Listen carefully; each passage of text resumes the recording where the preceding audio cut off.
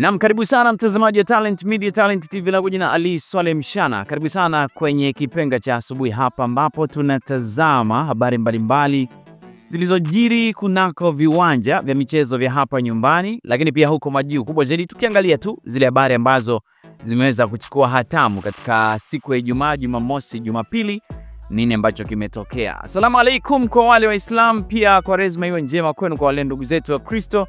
Hebu tuungane tuangalie kwamba ni kitu gani ambacho kipo hapa. Kubwa zaidi naitazama habari kutoka kwenye bodi ya ligi kuu. Tumeamua kuangalia nini ambacho kimefanyika. Tuna taarifa kwamba kuna kikao ambacho kiliweza kukaliwa siku ya tarehe 22 mwezi huu wa 3 March mwaka 2025. Sasa taarifa ya kwanza tunayoanza nayo siku hii ya leo ni kutoka kwenye bodi ya ligi kuu.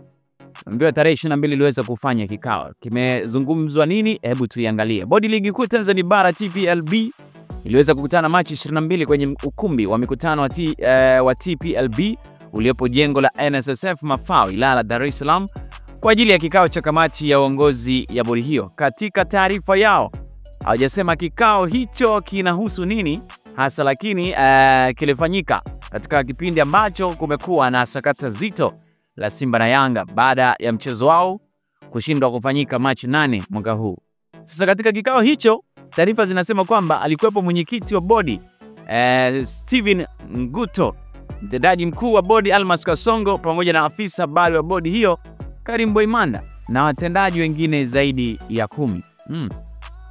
Lakini kukutana kwa viongozi hao kuna wafanya wapenzi wote wa soka nchini kukaa chonjo kusubiri ni taarifa gani ambayo inaweza pia kutoka hivi karibuni. Mimi najiuliza unahisi ni nini kimejadiliwa? Pande wa comment pia uko wazi hapo. Hii yote ni baada ya Kariakoo Derby kusogezwa mbele. Tukiachana na taarifa hiyo bwana, tunafahamu kwamba timu zote sio za hapa nyumbani wala huko majuu, zinapohitaji mchezaji lazima kuwe na mascout, kwa maana watu ambao wanaingia deep sana kuwatafuta wachezaji ambao wanafaa na kuleta report katika uongozi wa klabu husika.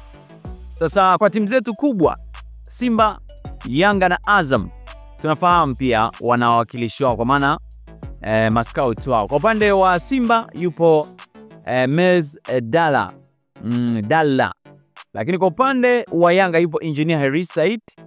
Lakini kwa upande wa Azam Abdul Karim Amin. Sasa kuna taarifa zinasema kwamba wote wamekutana katika mlango mmoja ambapo wanataka kubisha hodi, na mchezaji anajiuliza sasa nikifungua nani atakuwa wa kwanza.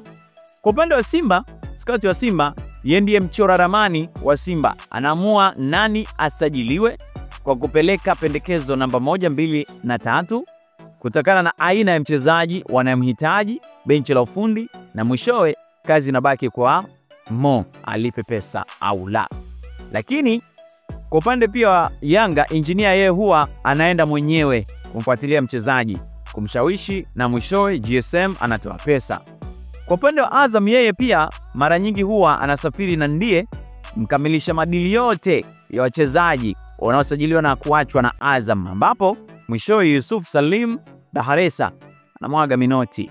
Sasa kwa sasa wote wamegungana kwa mmoja ya kiungo mshambuliaji wa kigeni anayecheza namba 10, ila tayari ameonekana upande mmoja una nguvu zaidi na za kumpata mchezaji huyo. Ni yupi huyo? Mimi nakuachia upande wa comment uko wazi hapo. Matusi haya ruhusiwi ndugu yangu, tujadili kuhusiana na michezo tu, afu mambo inakuwa ni poa sana.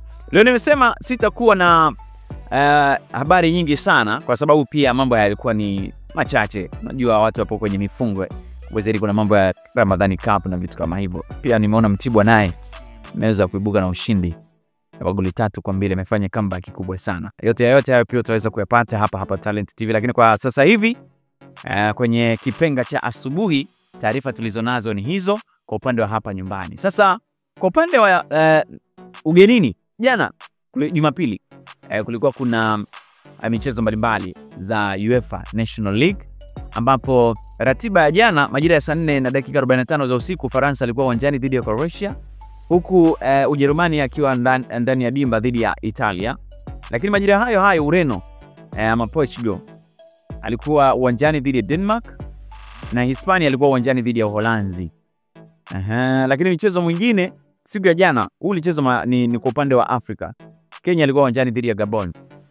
Sasa mara baada ya michezo hiyo bwana, mara baada ya purukushani za jana usiku, Hispania, Ujerumani, Ufaransa na Ureno wamefanikiwa kusonga mbele kwenye nusu finali za UEFA National League. Sawa? Kwa hiyo tusubiri tuone, japokuwa Cristiano Ronaldo aliweza kukosa penalty.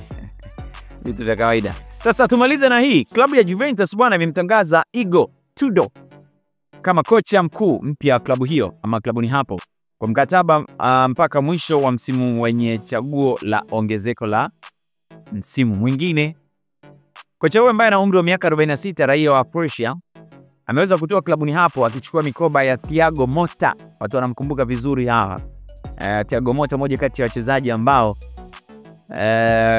kama nakumbukumbu vizuri ndiye aliyeweza kupiga penalty ya mwisho kipindi Italia wanachukua kombe la dunia. Ilikuwa ni mwaka 2010 ile. Kama nakumbukumbu vizuri, mimi sio mchambuzi ila ni mdau.